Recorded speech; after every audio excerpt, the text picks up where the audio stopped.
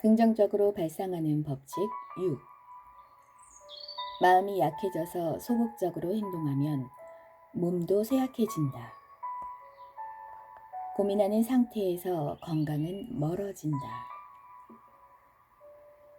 등교 시간이 되면 두통이나 복통을 호소하는 아이들이 있다.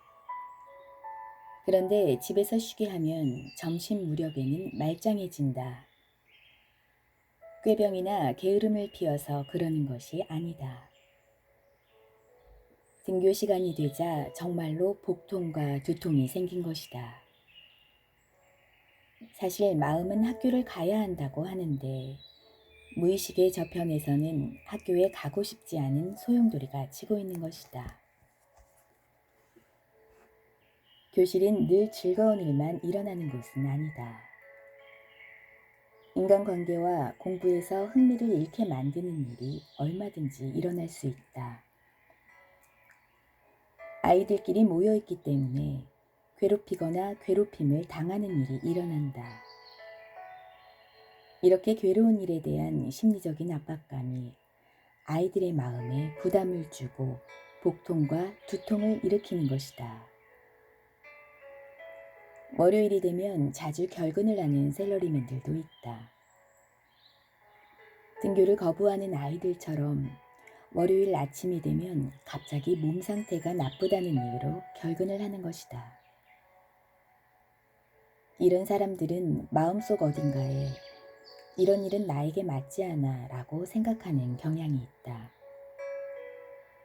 그리고 업무에서 충실감을 느끼지 못하거나 사내의 인간관계에 불만을 갖고 있는 경우가 많다. 사실 이런 사람들은 업무 능력이 뛰어나고 성실하며 사교성도 좋은 경우가 많다. 단지 불만을 발산하는 방식이 서투른 유형의 사람들이다. 그것이 피로감을 불러오고 몸에 축적되어 마음의 병으로 나타난다. 소극적인 자세가 원인이 되어 신체의 부조화를 초래하는 것이다. 기분과 건강은 수레바퀴와 같은 것이다.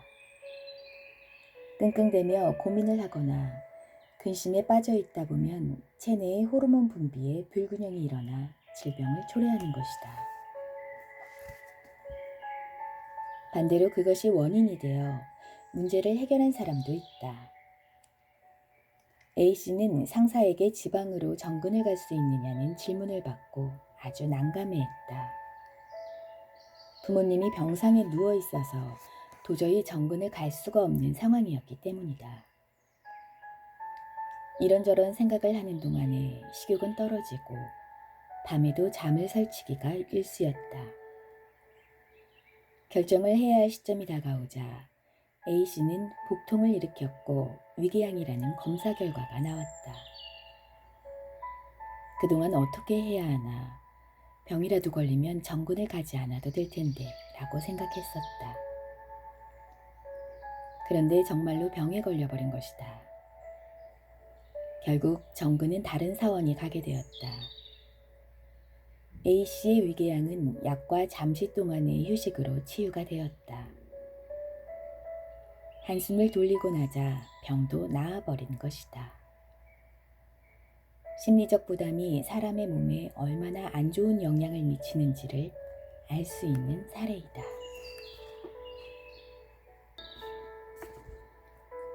긍정적으로 발상하는 법칙 7. 다른 사람에게 알려지면 곤란한 삶의 방식은 버릴 것. 이것이 심리적 평온을 가져오는 비결이다. 뇌물과 관련된 사건이 터질 때마다 거물급 정치인과 사건의 열쇠를 쥐고 있는 인물은 약속이라도 한 듯이 입원을 한다.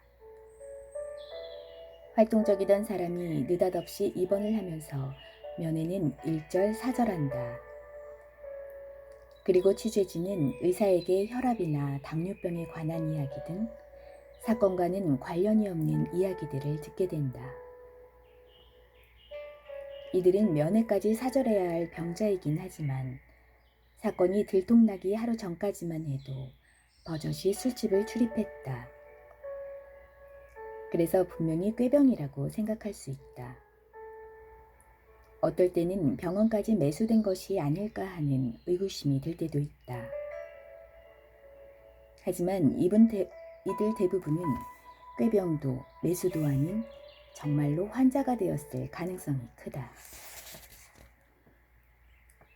이들은 사건의 전과 후가 너무나 달라서 동일 인물일까 싶을 정도로 폭삭 늙거나 얼굴이 심하게 변형되기도 한다.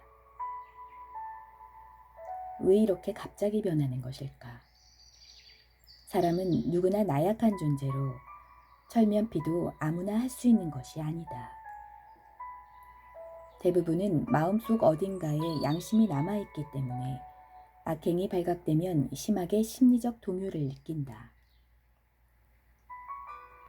사건이 발각되면 긍정적이고 자신만만했던 태도도 소극적이고 부정적으로 변할 것이다.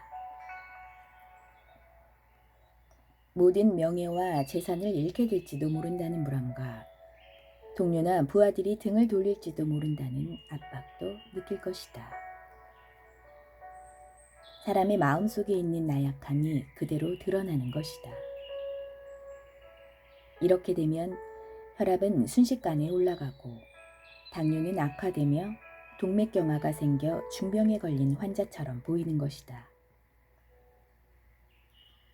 평범한 생활을 하는 일반인들은 상상하기 어렵지만 돈과 권력을 한꺼번에 잃을 수 있다는 심리적인 부담감은 상상을 초월한다.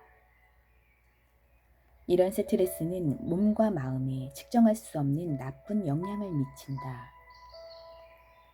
궁지에 몰리고 자신감을 상실한 사람에게는 건강도 달아나 버린다. 반대로 고령의 당뇨나 고혈압 증세가 있어도 자신감을 갖고 긍정적으로 살아가는 사람에게는 건강이 따른다. 이처럼 다른 사람이 알게 되었을 때 난처한 일이나 양심의 가책을 받을 일은 하지 않는 것이 건강에 좋다. 하늘을 우러러 한 점 부끄러움이 없이 사는 것이 몸과 마음을 건강하게 하는 지름길인 것이다. 긍정적이라는 말은 하늘을 우러러 보았을 때에도 긍정이어야 한다는 뜻이기도 하다. 다른 사람에게 알려지면 난처하거나 들키면 신용을 잃은 듯한 일에는 손을 대지 않는 것이 건강을 유지하는 비결이다. 건강을 유지한다는 것은 당당한 삶에서부터 시작되는 것이다. 긍정적으로 발상하는 법칙 8. 암 환자야말로 활기차게 활동하는 것이 좋다. 환자처럼 병실에 누워있으면 병세는 더욱 악화된다. 1987년의 일이다.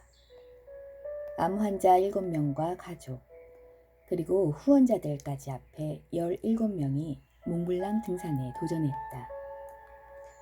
이 뉴스는 삽시간에 일본 전역으로 퍼져나갔다. 몽블랑은 해발 4,780m나 되는 유럽에서 가장 높은 산이다. 후지산보다도 훨씬 높고 가파르며 비가로 된 급경사와 낙석지대가 도사리고 있는 위험한 산이다. 다행히 사고가 병세가 악화되는 일 없이 7명 중 3명이 정상 등정에 성공했다. 나머지 4명은 정상을 눈앞에 두고 악천후를 만나 끝까지 오르지 못했지만 무사히 하산할 수 있었다. 이 등산은 난치병을 앓고 있는 많은 사람들에게 암을 앓고 있어도 하려는 마음만 있으면 할 수 있다는 희망을 안겨주었다. 이런 사실은 국내외에서 커다란 반향을 불러일으켰고 지금도 그때를 기억하는 사람들이 많다. 사실 이번 등산을 계획한 사람은 암을 극복하기 위해 삶의 보람을 느끼는 요법을 실시하는 이세라는 의사였다. 7명의 암 환자는 암이 발병한 후 삶의 보람을 느끼는 요법을 알게 되었다. 그리하여 목표를 세우고 몰두하는 생활과 다른 사람에게 도움이 되는 일을 하게 된 것이다. 그런데 왜 암 환자들이 몽블랑 등산에 도전하게 된 것일까?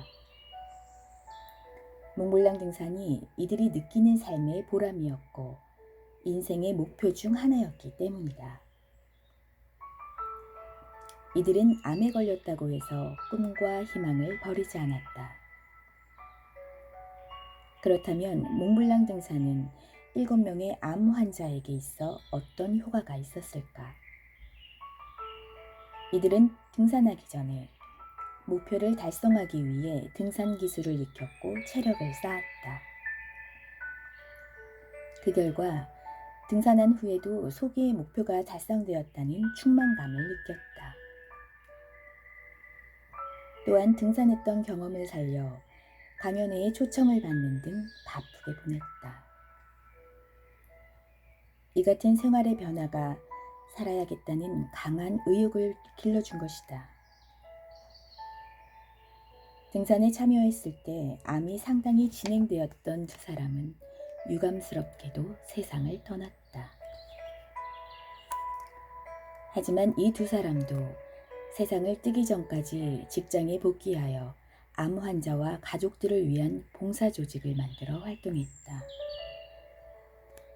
최후의 순간까지 적극적인 삶을 살려고 했던 것이다. 암세포는 매우 빠른 속도로 증식해 나간다. 마치 면역계의 활동과 경쟁이라도 하듯 증식해 나간다. 하지만 긍정적인 마음을 갖고 살아갈 의욕을 가진 사람은 그렇지 않은 사람보다 면역계의 작용이 훨씬 더 활발하다. 그 결과 암을 퇴치하거나 진행을 늦추거나 오랜 기간 동안 암과 공존할 수 있는 것이다. 암은 수술을 통하여 환부를 절제하더라도 재발 방지를 위해 면역 체계를 활성화시키는 것이 무엇보다 중요하다.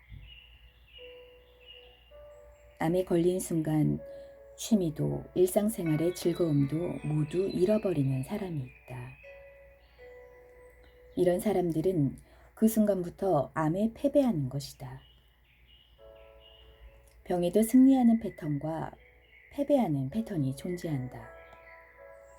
질병을 이기기 위해서는 삶에서 보람을 느끼며 살아가야 한다. 반드시 병마와 싸워 이길 수 있다고 믿어야 한다. 그리고 누가 봐도 알 수 있는 병자처럼 살아서는 안 된다. 병마에 패배하는 패턴은 그 반대이다. 삶의 의욕을 잃고 이제는 끝이라는 생각에 희망 없이 살아간다면 병을 극복하지 못한다. 이렇듯 패배가 정해진 승부를 보면 모든 일에 소극적이고 기력도 쇠약해진다. 또 무슨 일을 하든 잘 안 될 것이라고 부정적으로 생각하기 때문에 어렵게 찾아온 기회도 놓쳐버린다. 병과는 전혀 상관없이 이렇게 인생을 헛되게 사는 사람들이 많다. 동양의학이 심신의 일체론에 기초하는 이유는 몸과 마음이 밀접하게 관련되어 있기 때문이다. 심리적인 패배는 신체적인 패배를 의미한다. 동시에 심리적인 승리는 신체의 승리로 이어진다. 몸과 마음을 분리해서 생각하는 서양의학에서도 최근에는 동양의 사상을 치료에 도입하고 있다. 병은 마음에서 비롯된다는 말은 동서양을 막론하고 진리로 통용되고 있다. 몽블랑 등정에 성공한 사람들은 투병 생활에 있어서 긍정적인 사고가 얼마나 중요한지를 알게 되었다. 그들은 등산을 하기 위해 체력을 길렀고 면역 체계까지 활성화시키는 좋은 결과를 얻게 되었다. 병에 걸렸는데 무슨 등산이냐고 나무라는 사람도 있을 것이다. 그러나 병자여서 산에 오르려고 결심했던 것이 암과의 싸움에서 든든한 지원군이 되어준 것이다.